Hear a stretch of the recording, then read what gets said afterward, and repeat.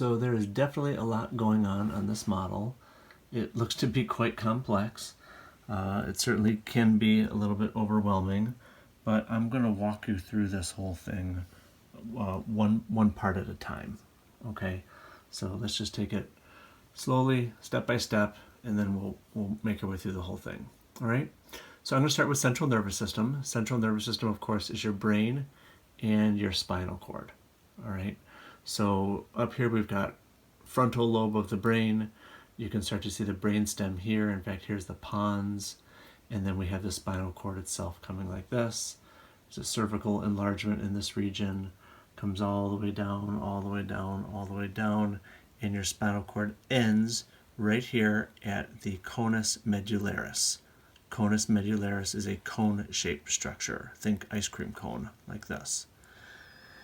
Beyond that, we have these, it almost looks like individual threads coming off of this. This is what we call the cauda equina. Caudal means tail. Equina comes from equus, meaning horse. So the horse's tail takes it down the rest of the way. Also, we have pairs of spinal nerves that you can see here. When I say pairs, I mean these nerves are paired on either side. This one with this one, this one with this one, this one with this one. And they come in sets, basically. So the cervical spinal nerves, we have 8 pairs in this region. The thoracic spinal nerves, we have 12 in this region. The lumbar, we've got 5. The sacral, I'll show you a better view in a moment, we've got another 5. And then the last pair we have would be coccygeal down here. And there's just one of those. So 8, 12, 5, 5, and then 1. Cervical, thoracic, lumbar, sacral, and coccygeal.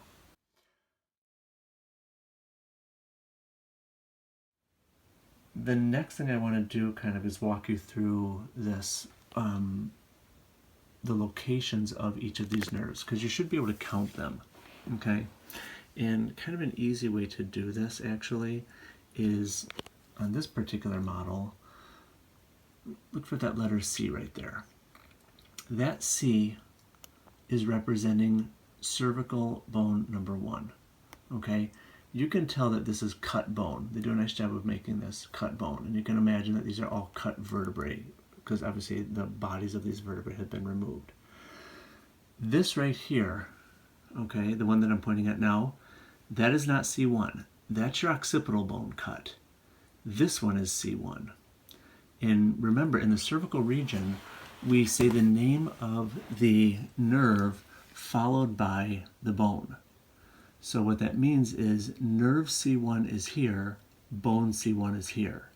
Nerve C2, bone C2. Nerve C3, bone C3. Nerve C4, bone C4. Nerve C5, bone C5. C6, C6, C7, C7, and then we have nerve C8, okay? This right here, nerve C8, is our transition nerve. I say transition because at this point, we then switch to naming the bone followed by the nerve. So, bone T1, nerve T1, bone T2, nerve T2, bone T3, nerve T3, T4, T4, T5, T5, T6, T6, T7, T7, T8, T8, T9, T9, T10, T10, T11, T11, T12, T12. And that should make sense, again, because we're at the bottom of the rib cage. So nerve T12 is going to be right there. From there, we have the lumbar. L1, L1, L2, L2, L3, L3, L4, L4, L5, L5, and L5 sits right on top of the sacrum right there. This is going to be L5, and then this is the beginning of our sacrum here. So S1, S2, S3, S4, S5, and then this is coccygeal. You can actually see this one paired up with this one over here. So if this is our final pair right there, this side and this side, this last one in the middle makes that the filum terminale, the terminal thread.